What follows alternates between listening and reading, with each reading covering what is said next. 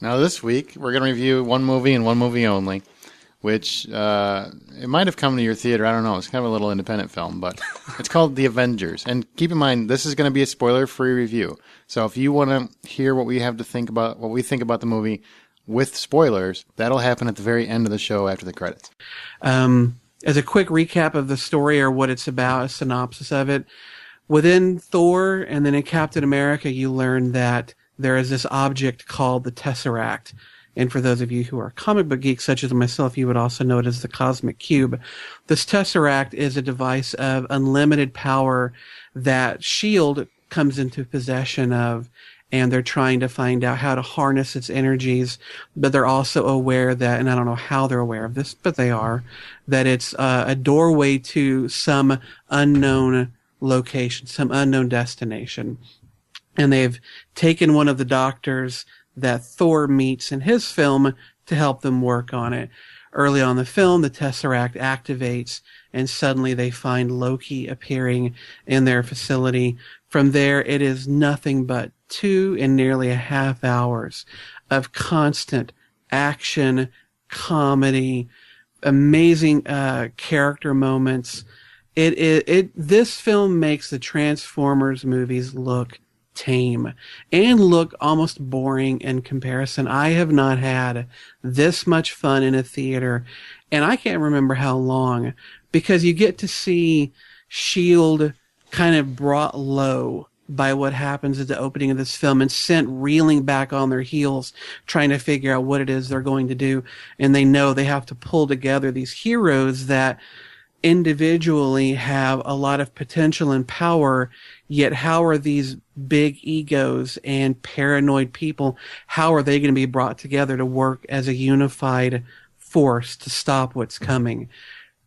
And they don't at first. And that's the fun of this film. It's not, a bunch of people getting together saying, hey, you're a good guy. Well, I'm a good guy too. And damn it, we're going to do great things together. So let's get doing it. The first half of the movie is just trying to get these people to actually work together and stop fighting each other. But they do, action-packed, laughs galore. Joss Whedon, if I didn't already worship at your feet, this movie would make me do so.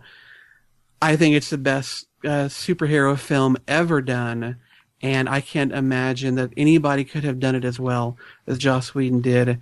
Plus, he had an amazing cast to do it with. What do you guys think? I am obviously overjoyed with this film. I've seen it twice, and I easily will go see it a third time in the near future. How are your bunions? It's not bunions, it's the hemorrhoids you got to worry about sitting that long. But they're good. Now, Scott, you're the least comic booky of the four of us, I would say. As far as reading comics themselves, yes. Yeah, comic booky. Mm-hmm. It's a phrase. You can look it up. Now, I want to know what your take on it is, because you're more in line. You like the Batman series more because it's more realistic and grounded. Sure. Well, I mean, Iron Man is still a little bit more grounded too. I mean, sure, he's that's like some millionaire rich guy that can make machines that work and that kind of thing. But sure, there's still a lot of fantastical elements. But as far as this movie is, I cannot express how much fun I had with this movie. The coolest thing about this is, like kind of what Justin said, is that they're not just a bunch of gung-ho guys that's all get together and work together. They've got some growing together as a team to get to before they get to the culmination of the third act.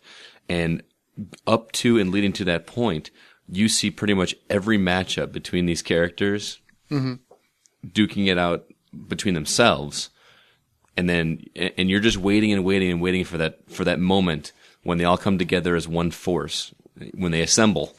And somebody had to use it. Yeah, right. And when they do, that moment is so glorious in that third act when they just it's the promo that you see all over TV when they circle. Spoiler. They work together? What? Right. It's bullshit. But I mean, I've seen that shot 100 times in the commercials and everything, and I was waiting and waiting and waiting and waiting so much for that scene. And even though I've seen it so many times, to finally see it come to fruition with the development behind it was so immensely satisfying. Everybody laughs when you say fruition, because I apparently have ruined that word. But you're talking about the shot where the camera zooms around and you see every Avenger all in the one spot? Yeah. Like, because going into this movie, you expected them to kind of team up a little bit quicker. I didn't expect there to be as much don't want to say dissension, but like it took some time for them to come together. So much fun. Like that last third of the movie was just nonstop action, like mouth-droppingly awesome. Just so many things happening, so many explosions, so many funny, hilarious moments. Going into this, I said Cabin in the Woods was my favorite movie of the year. This has surpassed it by far, and ironically, they're both Joss Whedon movies. So you guys might have made me a Joss Whedon. You feel fan. like sucking Joss's maybe parts now? Maybe we can take turns. Hey. I'm not done yet. I'll take sloppy thirds. It's okay. Brian, this is the movie you've been waiting for since you were like 8. So. Yeah, absolutely. And it was well worth the wait. It went way past my expectations, way past my hopes. By far the most fun movie of the year. There's going to be a handful of movies that I'm going to like a lot the rest of this year, but there's not going to be one this year, and maybe for a couple of years that's going to be as fun as this movie. I mean, I went to see it twice. The first time I saw it was the midnight show in 2D, and then I went, I believe it was Sunday, and saw it in 3D. Thought the 3D was done very well. It made some of the all the in the third act, all the big battle scene. You're going through the city and everything. I thought that was done pretty well. I thought it did a good job of showing Scarlett Johansson as a strong female lead. Mm-hmm. Oh, I thought you meant her ass. That's what I thought he was going with too, because man, she's good. No, I agree with him. I mean, Iron Man 2, she was weak. I mean, she was a weak character. I mean, she was. You could have. She wasn't weak, especially after you could have wrote her out of it. And not skipped a beat. I'll disagree, Justin. I just watched that again, and I still say in the second one she was weak, but now she really comes to fruition. But they also did a good job of sharing the screen with everybody too. Even Hawkeye, who had a cameo in Thor. I thought Tom Hiddleston as Loki was he's phenomenal. Fantastic. He was okay in Thor, but he was absolutely. I mean, I loved him in the Avengers. He just absolutely owned that role. Yeah, Shakespearean. You know what's funny is I didn't even really like him in Thor. I thought he was just okay. But then I said I'm like, when did you start learning how to act? Well, in Thor, he really didn't get to embrace the villainy of his character. He was much You're more almost of an more sympathetic towards him. Right. You're almost more sympathetic. Like, hey, this guy, all his life has been told that Odin's his father. Now, not only is he not his father, but he's born of the bad guys. Mm-hmm. So he's been living in the shadow of Thor his whole life. Right. I mean, you almost pull for him in a way. But like I said, this just did a phenomenal job. You really got attached to every one of the characters. Hulk steals the movie repeatedly, and he's already stolen it. And then by the end of it, he just reminds you that, hey, this is my fucking movie. Yeah, they finally got the Hulk. As far as I'm concerned, here's where I think Joss Whedon really scored the most, is that he finally found out the Hulk's best suited as a supporting character in film. Absolutely. He's not a lead character in a movie. Mm-hmm. Could not agree more. They'll probably try to rejuvenate the franchise, and I still say leave him in things like this, because as a supporting character, Hulk rocks. Mm-hmm. And Whedon obviously knows what to do with him. But the other movies, while I thought Incredible Hulk was actually kind of a fun movie, it's really hard to continue a franchise with just that character. Mm-hmm. It's great for TV because it's basically each week, he gets in, tries not to lose his temper and shit. He shows up at the end and beats up some hillbillies. Exactly. And the fact that they brought all that shit together with, not making an Iron Man and Friends, which is kind of what I thought it was going to be, because Robert Downey Jr. is obviously the most popular out of all of these guys. They brought all those characters together, gave them all equal screen time, like Brian's talking about, and made the movie fucking work. Mm-hmm. Just work. How they managed to do that? Granted, I already sucked Joss Whedon off. I mean, I'm right in line after Justin, because I don't think anybody can get there before Justin, let's be honest. Because as soon as Joss gets out of bed, there's Justin. Hey, what's up? You just juggling the sack. Yeah, but I'll tickle him a little bit. You put Justin, give me a second, I got to pee. You put Joss Whedon in some yoga pants, and Justin's going to be... he's all over it. But even some S.H.I.E.L.D. agents get plenty of screen time. I mean, Colby Smulders as that hot brunette S.H.I.E.L.D. agent. Okay. She gets screen time. Mm-hmm. She could almost have a S.H.I.E.L.D. movie. Well, not just her, but everybody. There is no one person that dominates this film, and I am so glad for that. And tell me, you guys, none of you are worried about that. Tell me none of you are worried about, this is going to be like Iron Man and Friends. Yeah, I did. I thought Iron Man's got Captain 2 America. films. It's it's going to be his movie, and it's not. Yeah, I wasn't scared about it, but I was a little bit concerned that you've got a relatively short amount of time to work in these 6 characters, in addition to Nick Fury, Shield agents, villains. That's a giant Rubik's cube of shit that Yeah. was potentially there, and he pulled it off. Think of the major characters that you have. I mean, the 4 major characters.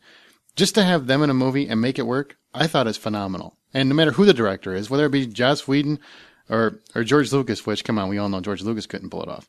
But to get all those guys in the same movie, make it work, make it click, make the movie still interesting, flow smooth, the whole audience erupts. I mean, to actually make a movie that lives up to the hype one fucking time is astounding as far as I'm concerned. Most fun I've had in a theater since the first Spider-Man. Hands This down. is absolutely what you go to the movies for. Mm-hmm. We've talked about what do you like, what brings you in,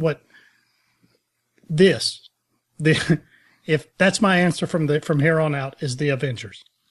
And I'm sorry, go ahead.